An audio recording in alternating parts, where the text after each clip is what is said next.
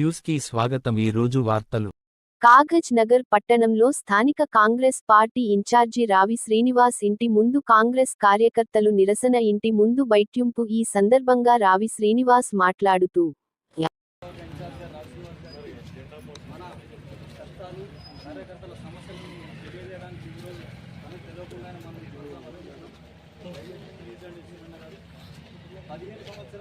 ఉందని ఎవరికి కూడా మాకు కాంగ్రెస్ కార్యకర్తలకు ముఖ్య కార్యకర్తలకు కూడా ఇనే పరిస్థితి లేదు. మేము చెప్పుకుంటే మాకు సిగ్గు అనిపిస్తుంది.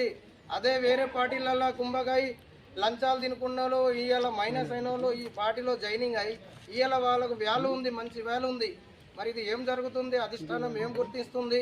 ఇలాంటివి జరగకుండా దయచేసి దీన్ని చక్కగా పెద్ద ఎత్తున మంత్రుల ద్వారా మనకు న్యాయం చేయాలని కోరుకుంటున్నాం. లేదంటే మరి అధికారం లేనప్పుడు పార్టీ అధికారంలో రావాలని చెప్పి ఎన్నోసార్లు రోడ్ల పని కూర్చున్నాం, పోలీస్ స్టేషన్లో పోయినాం, ఎన్నో నిరసనలు చేసినాం, ఎన్నో గత ప్రభుత్వం అనుసరించినటువంటి ప్రజా వ్యతిరేక విధానాలను మనం అరికట్టినాం. ఈ రోజు కాంగ్రెస్ పార్టీ వచ్చిందంటే ముమ్మాటికి మాలాంటి కార్యకర్తలు కష్టపడితేనే అదే రోజు కాంగ్రెస్ పార్టీ అధికారంలో వచ్చింది. అంటే మాకు బాధ అనిపిస్తుంది అన్న, ఎందుకంటే మీరు ఒక శ్రీపూర్ నియోజకవర్గ ఇన్ఛార్జ్ మీరు కాబట్టి మేము కాంగ్రెస్ కార్యకర్తగా మా నియోజకవర్గంలో ఒక కాంగ్రెస్ పార్టీకి సంబంధించినటువంటి ఏ సమస్య ఉన్నా కూడా మా పెద్ద దిక్కు మీరే కాబట్టి మేము మీకు చెప్తాం. మరి గత ప్రభుత్వం అంత దౌర్జన్యంగా అంత నిర్దాక్షిణ్యంగా హింసించారు, కేసు పెట్టారు, వాళ్ళ మీద లేనిపోని కేసులు బనాయించి ఇబ్బంది పెట్టారు. మళ్ళీ ఈరోజు కాంగ్రెస్ పార్టీ అధికారం వచ్చిన తర్వాత మళ్ళీ వాళ్ళ అధికారంలోకి వచ్చిన తర్వాత మళ్ళీ కాంగ్రెస్ పార్టీ కార్యకర్తలను ఇబ్బంది పెట్టి వాళ్ళని రాజకీయంగా ఎదగనీయకుండా, వాళ్ళని ఆర్థికంగా ఎదగనీయకుండా, వాళ్ళ కనీసం శిక్ష లేకుండా ఈరోజు ఈ నాయకులు వచ్చి ఇబ్బంది పెడుతుంటే మరి మేము ఎవరికి చెప్పుకోవాలా? మరి నాయకులని సమన్వయపరచాల్సిన బాధ్యత అధిష్టానంది కదా. మరి మా సమస్యలు అంటే మా సమస్యలు ఇట్లా ఉన్నాయా అని చెప్పి మీకు చెప్తున్నాం. ఇవాళ నాకు ఆవేదన ఉంది, రేవంత్ రెడ్డి గారికి ఉంది, అందరికీ ఉన్నాయి ఆవేదనలు. ఎవరేం చెప్పుకునే పరిస్థితి కాదు. ఇవాళ 7 లక్షల కోట్ల రాష్ట్రం అప్పులో ఉంది. ఈ అన్ని అప్పుల్లో ఉండగా కూడా దాదాపు 60,000 ఉద్యోగాలు ఇచ్చిండు రేవంత్ రెడ్డి గారు. ఇచ్చిండ్రా లేదా? ఆ ప్రభుత్వం ఎన్ని కష్టాల్లో ఉన్నా 60,000 మందిని నిరుద్యోగుల్ని ఉద్యోగాలకు అవకాశం కల్పించింది. వాస్తవం కాదా? మీరు ఆలోచించండి. ఇవాళ డబ్బులు లేకపోయినా రాష్ట్రం అప్పులో ఉన్నా కూడా మీ అందరికీ రుణాలు మాఫీ చేసింది. మళ్ళీ పెన్షన్లు ఇవ్వాలని ప్రయత్నం చేస్తుంది, ఇందిరమ్మ ఇండ్లు ఇవ్వాలని ప్రయత్నం చేస్తుంది. ఇవాళ ఒక్కొక్క తాలూకాకి 3,500 ఇండ్లు ఇస్తుంది. గత ప్రభుత్వం ఒక్క ఇల్లు కూడా ఇచ్చిన దాఖలాలు లేవు. అవునా కాదా? మీరు ఆలోచించండి. మరి ఇంత ప్రయత్నాలు చేస్తూ డబ్బుల కోసం మరి ఇక్కడ వ్యవస్థ బాగుపడాలని, ఇండస్ట్రీస్ రావాలని చెప్పి ఆయన ప్రయత్నాల్లో ఆయన ఉన్నాడు. ఇటువంటి సమయాల్లో మనం టైం ఇవ్వాలా. నేను ఎందుకు ఓపిక పట్టి సైలెంట్ గా ఉన్నా మీరు కూడా ఆలోచించండి. ఆయనతో 20 సంవత్సరాల నుంచి ప్రయాణం చేస్తున్నా. ఆయన మనస్తత్వం తెలుసు, ఆయన వ్యవహారం తెలుసు, ఆయన గురించి నాకు అన్ని తెలుసు కాబట్టి ఆయన ఎవరిని మర్చిపోడు. ఇవాళ పేదవాళ్ల కోసం ఆయన అహర్నిశలో కష్టపడుతున్నాడు. అది దృష్టిలో పెట్టుకొని నడవండి. అంటే నేను ఎందుకు సమయం పాటిస్తున్నా, మేము ఎందుకు సైలెంట్ గా ఉన్నామంటే వాళ్ళు ఎమ్మెల్సీ గారిని తీసుకున్నారు. ఎమ్మెల్సీ గారికి కూడా అవసరం ఉంది పార్టీకి. ఎమ్మెల్సీ గారి వెనుక క్యాడర్ కూడా పార్టీకి పనిచేయాలా. రేపు గ్రామ పంచాయతీల్లో సర్పంచ్లుగా, ఎంపీటీసీలుగా, జడ్పీటీసీలుగా మీరు అందరు గెలవాలా. లోకల్ బాడీస్ ఉంటే అన్ని కూడా లోకల్ వ్యవస్థ బాగుపడుతుంది అనేది దృష్టిలో ఉంది కాబట్టి అందరం తీసుకున్నారు. మేము దాన్ని స్వాగతిస్తున్నాం, కాదంటలే. కానీ వెనుకున్న దొంగల గురించే నేను మాట్లాడుతున్నా.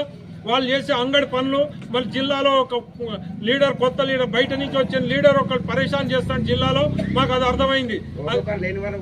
ఇటు కూడా ఒక తోయాల. మాకు ఎలక్షన్ లేవు ఇప్పుడు. మీ ఎలక్షన్ల కోసం మీరు సర్పంచ్లు కావాలా, ఎంపీటీసీలు కావాల్సినవి ఇవాళ 10ల సంఖ్యలో కేసులు అయినప్పటికీ, కోర్టుకు తిరుగుతున్నప్పటికీ ఓపికతో ఎందుకున్నామంటే మీ గౌరవాన్ని కాపాడటానికే మేము ఓపికతో ఉన్నాం. లేకుంటే దంపులాట లేక, కొట్లాట లేక కాదు. నేను మీ అందరికీ ఒకటి హామీ ఇస్తున్నా. రేవంత్ రెడ్డి గారి మీద పూర్తి నమ్మకం నాకుంది. రేవంత్ రెడ్డి గారి మీద నమ్మకం లేని రోజు నేను మీరు ఇంకా ఇదే కష్టాలు కనుక ఈ త్వరలోనే సమస్య పరిష్కారం చేయలేకపోతే నేను మీకు మీ ముందు మాటిస్తున్నా. మీతో పాటు హైదరాబాద్ దాకా రేవంత్ రెడ్డి గారి ఇంటి వరకు పాదయాత్ర రావడానికి కూడా నేను సిద్ధంగా ఉన్నా. నా మాట మీద మీతో పాటు పాదయాత్ర చేసుకుంటూ హైదరాబాద్ రేవంత్ రెడ్డి గారి ఇంటి దగ్గర, పిసిసి అధ్యక్షుడి దగ్గర రావడానికి కూడా నేను సిద్ధంగా ఉన్నా. ఓపిక పట్టండి. ఈ అన్ని అంగడి చేస్తారు. ఆయన దృష్టికి తీసుకెళ్ళలే. ఆయన దావూస్ నుంచి వచ్చిన తర్వాత ఆయన దృష్టికి తీసుకెళ్తా. ఒకవేళ ఆయన దీన్ని సరి చేయలేకపోతే అప్పుడే మీ మధ్యలోకి నేను రావడానికి నేను సిద్ధంగా ఉన్నా. మీరు ఓపిక పట్టుండి, టెన్షన్ పడకండి. గ్రామాల్లో మనం 10 సంవత్సరాల తర్వాత ప్రభుత్వం వచ్చింది. కష్టాలు మనం ఏదన్నా సరిదిద్దుకోవచ్చు, కానీ గరీబోళ్ళ కష్టాలు సరిదిద్దుకోవటానికి వాళ్ళకి చాలా ఇబ్బంది అవుతుంది. కాబట్టి వాళ్ళకి అండగా నిలవండి, వాళ్ళకి సపోర్ట్గా ఉండండి. ఎవరికి అన్యాయం జరుగుతుందో, వాళ్ళకి ఎవరికి ఇల్లు రావట్లేదో, ఎవరి దగ్గర డబ్బులు తీసుకొని ఇల్లు ఇస్తా అని వాళ్ళు హామీలు ఇస్తున్నారో వాళ్ళని చెప్పుబట్టి కొట్టి వాళ్ళకి అండగా నిలవండి. ఎవరికి రూపాయి ఇచ్చే పని లేదు. జాగ్రత్తగా వాళ్ళకి గరీబ్ వాళ్ళకి ఇల్లు వస్తుందా రాలేదా చూడండి. నిన్న నాకు సర్వేలో ఒక 10 ఇళ్ళు ఎక్కడో వాళ్ళ 9 ఇళ్ళు ఫోటోలు తీసుకొని పోయినంటే ఇల్లు ఉన్నోడికే ఇల్లు రాస్తారని చెప్పి వాళ్ళు చెప్పాను. నేను మా సబ్ కలెక్టర్ మేడం కంప్లైంట్ పంపించమని చెప్పిన. నేను మాట్లాడుతున్నా, ఎక్కడా కూడా ఇట్లాంటి డిస్టర్బెన్స్ జరగకుండా మన ప్రభుత్వం పేదవాళ్ళ ప్రభుత్వం, మంచి ప్రభుత్వం, రేవంత్ రెడ్డి గారి ప్రభుత్వం, ప్రజలకు ఉపయోగపడే ప్రభుత్వం అనే మెసేజ్ని మీరు తీసుకెళ్లాలా. మీరు ఈ టైంలో ఇటువంటి బంద్ చేయండి. నాకు మీ కష్టాలు మీకు ఇబ్బంది అవుతుంది నాకు అర్థమైంది.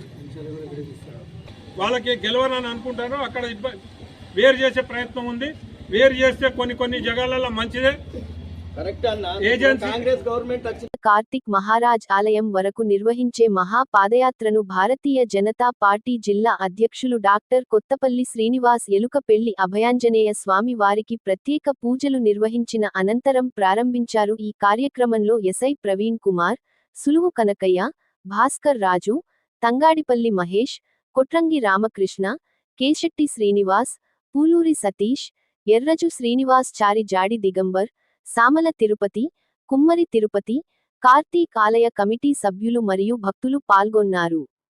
ఉమ్మడి ఆంధ్రప్రదేశ్ మాజీ ముఖ్యమంత్రివర్యులు స్వర్గీయ శ్రీ నందమూరి తారక రామారావు గారి 29వ వర్ధంతి సందర్భంగా ఆదిలాబాద్ పార్లమెంటులోని కాగజ్ నగర్ లోని స్థానిక ఎన్టీఆర్ చౌక్లో ఎన్టీఆర్ విగ్రహానికి ఆదిలాబాద్ పార్లమెంటు కన్వీనర్ గుల్లపల్లి ఆనంద్ గారు పూలమాలలు వేసి ఘనంగా నివాళులర్పించారు. వీరితో పాటు పార్టీ నాయకులు, కార్యకర్తలు ఎన్టీఆర్ గారికి పూలమాలలు వేసి ఘనంగా నివాళులు అర్పించారు.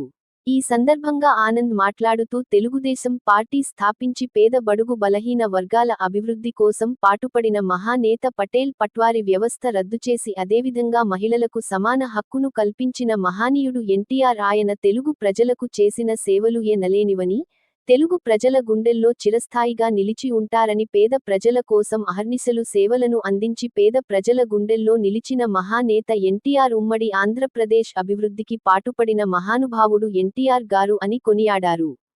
ఈ కార్యక్రమంలో ఎల్ మధుకర్, చల్లూరి శంకర్, వై శ్రీనివాస్, సురేందర్, సమ్మగౌడ్, తహేర్, సత్యం, శ్రీను తదితరులు పాల్గొన్నారు.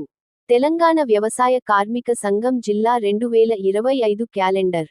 తెలంగాణ వ్యవసాయ కార్మిక సంఘం కుమరం భీం ఆసిఫాబాద్ జిల్లా 2025 క్యాలెండర్. కాగజ్ నగర్ తహసీల్దార్ కిరణ్ కుమార్. వ్యవసాయ కార్మిక సంఘం జిల్లా కన్వీనర్ ముంజం ఆనంద్ కుమార్. కాగజ్ నగర్ పట్టణంలోని స్థానిక R&B గెస్ట్ హౌస్ ఆవరణలో పాత్రికేయులు సమావేశం ఏర్పాటు చేసి చర్చించడం జరిగింది.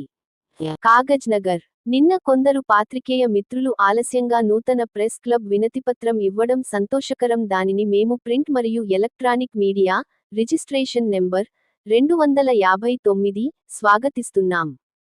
ఈ కార్యక్రమంలో వివిధ పత్రికలకు సంబంధించిన మరియు ఎలక్ట్రానిక్ మీడియాకు సంబంధించిన పాత్రికేయులు, ప్రెస్ క్లబ్ గౌరవాధ్యక్షులు ఓడ్నాల వెంకన్న, అధ్యక్షులు కాంపెల్లి రతన్ కుమార్ మరియు ఈ సతీష్, రాజ నరసయ్య, యూసఫ్ ఖాన్, వెండి అతికూరు, రహమాన్, హర్షద్ అలీ, నవకాంత్, ఏ రాజు, నిరంజన్, శశి, కడారి శ్రీనివాస్, ఈర్ల సునీల్ కుమార్ తదితరులు పాల్గొన్నారు. ప్రింట్ మరియు ఎలక్ట్రానిక్ మిత్రులు ఈరోజు సమావేశమై నిన్న కొందరు సీనియర్ పాత్రికేయ మిత్రులు ప్రెస్ క్లబ్ భవనం కొరకు మరియు పాత్రికేయ మిత్రులకు ఇళ్ల స్థలాల కొరకు ఉన్నతాధికారులకు వినతిపత్రం ఇవ్వడం జరిగినది. దానికి మేము అందరము హర్షిస్తూ స్వాగతిస్తున్నాము. ఈ సందర్భంగా మేము తెలియజేయడం ఏమనగా, కొందరు గతంలో ఇళ్ల స్థలాలు తీసుకొని అమ్ముకున్నారు. మరి మళ్ళీ అలాంటి వాళ్ళే ఇళ్ల స్థలాల కొరకు అప్లికేషన్ ఇవ్వడం జరిగింది. ఉన్నతాధికారులు దీనిపై సమీక్ష చేసి దర్యాప్తు చేసి ఎవరు అర్హులో వారికే నివేశ స్థలము కేటాయించాలని ప్రభుత్వానికి, అధికారులకు విన్నవిస్తున్నాము. అలాగే మేము గతంలో మన జిల్లా మంత్రివర్యులు ధనసరి అనసూయ సీతక్క గారికి ప్రెస్ క్లబ్ కొరకు పాత్రికేయ మిత్రులు ఎదుర్కొంటున్న సమస్యలను పరిష్కరించాలని గతంలో కలెక్టరేట్ భవనంలో ఆసిఫాబాద్లో వినతిపత్రం ఇవ్వడం జరిగింది. అలాగే ఆసిఫాబాద్ కలెక్టర్ గారికి, కాగజ్ నగర్ సబ్ కలెక్టర్ గారికి, కాగజ్ నగర్ ఎంఆర్ఓ గారికి వినతి పత్రాలు ఇవ్వడం జరిగింది. దానికి వాళ్ళందరూ సానుకూలంగా స్పందించారు. ఎమ్మెల్సీ గారికి మరియు రాజకీయ నాయకులకు అందరికీ వినతి పత్రాలు ఇవ్వడం జరిగింది. దానికి అందరూ సానుకూలంగా స్పందించి ఈరోజు మాకు ప్రెస్ క్లబ్ భవనానికి స్థలం కేటాయించడానికి నిర్ణయించినారు. దానికి మేము వారందరికీ కృతజ్ఞతలు తెలుపుతున్నాము. కాగజ్ నగర్ పాత్రికేయ మిత్రులు కలెక్టర్ గారికి, ఎంఆర్ఓ గారికి ప్రెస్ క్లబ్ భవనం కోసం అప్లికేషన్ ఇవ్వడం చాలా సంతోషకరం. Kagaz print and electronic media తరఫున మేము స్వాగతిస్తున్నాం. ఈరోజు ఆర్ఎన్బి గెస్ట్ హౌస్లో మీడియా సమావేశం నిర్వహించడం జరిగింది. దీని యొక్క ముఖ్య ఉద్దేశం, గతంలో మేము మన ఉమ్మడి ఆదిలాబాద్ జిల్లా ఇన్ఛార్జ్ మంత్రి గారైన సీతక్క గారికి, అడిషనల్ కలెక్టర్ గారికి కాగజ్ నగర్, ఎంఆర్ఓ గారికి, ఎమ్మెల్సీ ఎమ్మెల్యేలకు కాగజ్ నగర్లో ప్రెస్ క్లబ్ భవన నిర్మాణం కోసం మాకు స్థలం కేటాయించాలని చెప్పడం జరిగింది. వారు కూడా సానుకూలంగా స్పందించి మాకు ప్రెస్ క్లబ్